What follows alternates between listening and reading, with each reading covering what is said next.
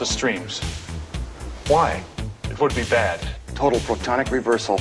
All right, that's bad. Okay. All right, important safety tip. Thanks, Egon.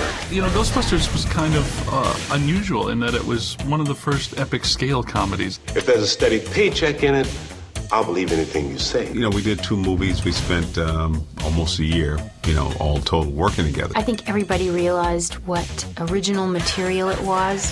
Hello, Ghostbusters. The way Dan described the Ghostbusters, we were like Orkin Men, and we were no more impressed by these apparitions and manifestations than you would be by an outbreak of ants or roaches in your kitchen. I'm Walter Peck.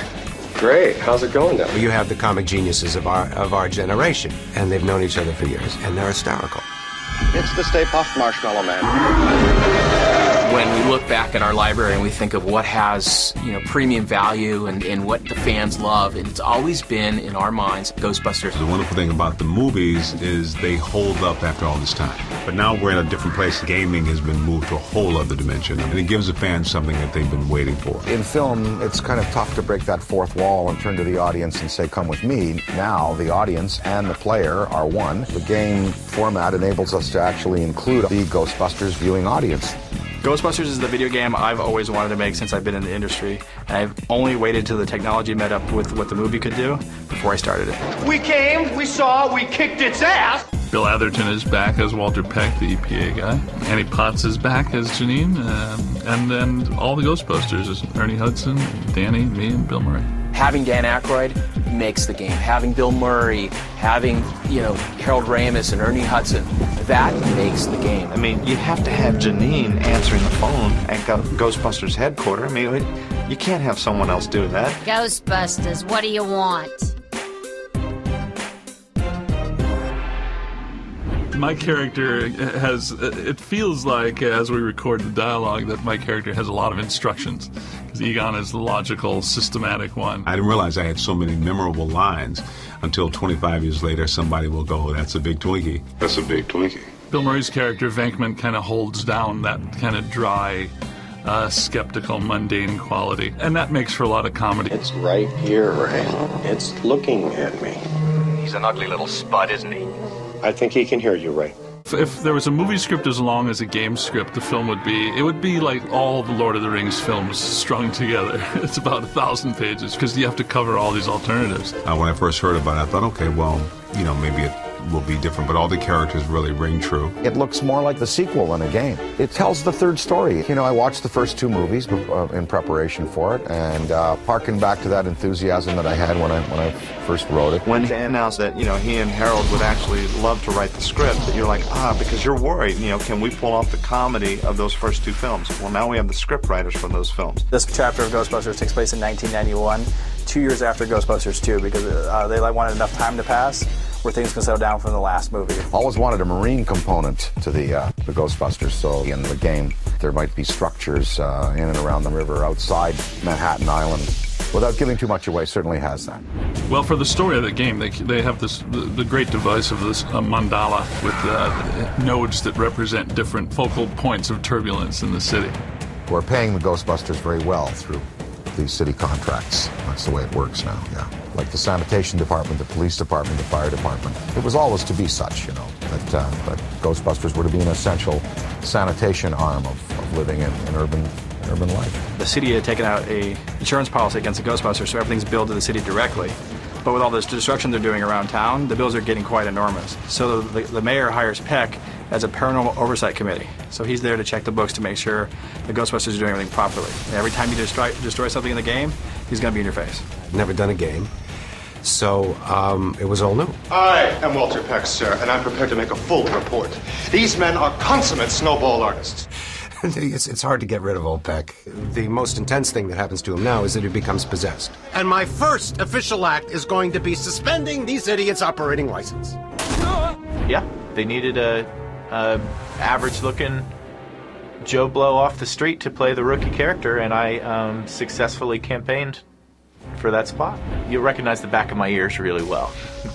Well, the player is a cadet. He's a rookie. He joins the Ghostbusters, and there are new problems at the library. There's museum problems. The Hotel Sedgwick makes another appearance. Certain familiar entities recur in the places where they first appeared in the film. So Stay Puft Marshmallow is back on the streets of New York. Slimer's back in the hotel, which is a nice kind of callback to. It might evoke a little nostalgia in the player. All of the equipment and all of the locations and all of the characters and everything are absolutely eye-popping in this game. It's done with real affection for the original concept. We're just able to go places that we weren't able to go in the movies. It really is, to me, the third movie. The elements of the supernatural allow you to create monsters and creatures that are visually really interesting, and all kinds of tools and weapons that are the staples of video gaming. The game, it's funny, the interiors are a lot more vivid than a film, and then the exteriors, and we get to take advantage of the streets, the river, the buildings, go places where you just couldn't go in a movie, you know. The gameplay in this game is unique. You're shooting a proton pack that's nuclear charged. It should blow up within a 3-mile radius, and you're using it to wrangle ghosts. And it's more of a, you're not shooting to destroy, you're shooting to capture. So this is the first game where you're out there and you're wrangling things and moving them around into a trap. You're trapping beams. If you were going to either trap ectoplasm or trap a full material apparition, you'd have to do it on a subatomic particulate level. You'd need some pretty sophisticated equipment. I figure it would cost about $90 billion to build actually build a prototype of one of those things. Dan immediately came back and told us, no, they need to be called this, this, and this, and he had definite technical terms. Bosons are the inner parts of the atomic structure, and they're very elusive, like mesons, muons, gluons. There's a whole science now that tries to trap these invisible particles. It's very dangerous playing with this stuff. Throw it! I did that, that's my fault. It's okay, the table broke the fall. Composite particle system is similar to a distillery in the field of making corn liquor. What you're doing is you're doing an original collision, and then you're basically forcing it back through a filter, but it forces them back through where they've already been, and then out through your wand. Yeah. Again, very expensive equipment. Very, very expensive. It's just occurred to me we really haven't had a completely successful test of this equipment. I blame myself. So do I. No sense worrying about it now. Why worry? Each of us is wearing an unlicensed nuclear accelerator on his back. When we set out to work with the developer, we interviewed actually quite a few, and Terminal Reality came in with a demo that quite honestly blew us away. The Infernal Engine, our internal engine here at Terminal Reality, really allows us to create a living, breathing world, so to speak. We can put literally thousands of objects moving through the environment at once. You can blow apart things. Pretty much in a video game, you have to have walls, a floor, and a ceiling. Other than that, everything's fair game to be destroyed in Ghostbusters. In Ghostbusters, the video game, there's a lot of different equipment that the player has at their disposal. We've kind of taken the traditional proton stream and we've added some elements to it. If this was a movie, there wouldn't be the level of environmental destruction. We kind of go above and beyond. All the crowds, all the individual people actually have their own AI. There's no flocking AI. It's not hurting. I think one of the biggest challenges of working on this game is everybody wants this to be a great game. And then we bring to that the burden of knowing that gamers out there want this to be a great game.